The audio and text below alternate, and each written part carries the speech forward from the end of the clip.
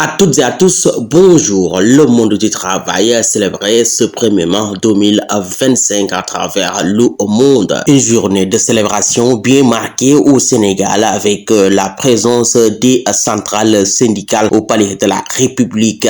Du président Bassirou Diomaye Diakhar Faye, Sud Quotidien nous parle de cette remise des cahiers de doléances des centrales syndicales, dialogue tripartite, justice sociale et emploi. Le président Diomaye Faye s'engage. Le président Bassirou Diomaye Diakhar Faye de rassurer ces syndicats en leur disant ceci: chacune de vos attentes sera examinée avec la plus grande attention. Walf Quotidien annonce ce matin que la signature du pacte de stabilité sociale a été faite. Du coup, trêve de grève. Mody Guiro, SG de la CNTS, un tournant historique.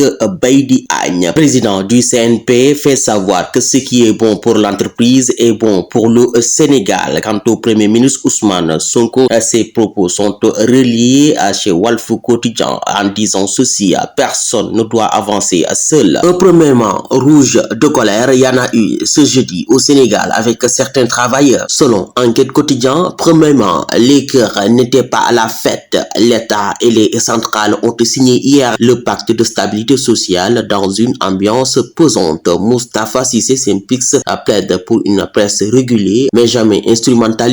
Elimane Diouf, CSA, pour la création d'une commission de dialogue permanente. Fait de travail chez les licenciés, un long chemin de croix émaillé de drame. Nous détaille le journal Point Actu de nous détailler ce qui s'est passé au palais de la République ce 1er mai. Fête du travail, gouvernement, syndicats et patronat unis autour d'un pacte de stabilité sociale. Selon Diomaye Faye, le président du Sénégal, le dialogue social est destiné à prévenir les conflits. Une trêve sociale de 3 ans, la généralisation de l'indemnité de logement pour les agents de l'État, la revalorisation des pensions de retraite, entre autres. Quant au Premier ministre Ousmane Sonko, qui signale qu'ils vont maintenir les engagements quoi qu'il en coûte, et Mody Guiro de dire qu'ils vont faire en sorte que la stabilité permette au Sénégal de se développer. Baydi Agne plaide pour le paiement de la dette intérieure. Justice référée au fonds d'ouverture de procédure pénale. La justice lance une traque inédite, nous annonce le quotidien du groupe Futurs Médias. L'Observateur, la lettre accablante du premier président de la Cour des comptes au garde des Sceaux Ousmane Diagne, ministre de la Justice. Les constats consignés dans le document susceptibles de motiver l'ouverture de procédures pénales. Les pièces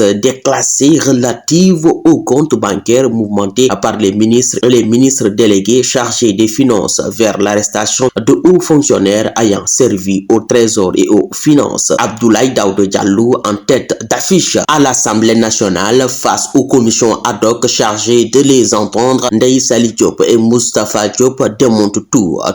Nous annonce les Échos. L'ancienne ministre de la Femme recuse toute responsabilité directe ou indirecte, preuve à l'appui. Moustapha Diop déchire les accusations et dément certaines affirmations. Il déplore qu'aucun dossier ne lui ait été présenté. Les travaux vont se poursuivre en plénière ce 8 mai. Pendant ce temps, une autre affaire est en cours. Affaire Farba Ngom. Ses partisans dénoncent un acharnement et une injustice. Sans aucune raison, le juge lui refuse le cautionnement alors que sa famille est harcelée, leur maison fouillée, des filatures 24 heures sur 24 et ses enfants traumatisés. Même ses frères sont convoqués. Le régime veut décimer sa famille, annonce ses partisans. Le Soleil nous fait part que Monseigneur André Gueye est nouvel archevêque de Dakar. Regardez, écoutez, apprendre et discerner sont les premiers mots de Monseigneur André Gueye à l'occasion d'une cérémonie à Thiès pour marquer les débuts de son intronisation à la tête de l'église du Sénégal. Du sport avec le journal sportif Record. Beach Soccer mondial 2025, première journée. Le Sénégal défie l'Espagne cet après-midi.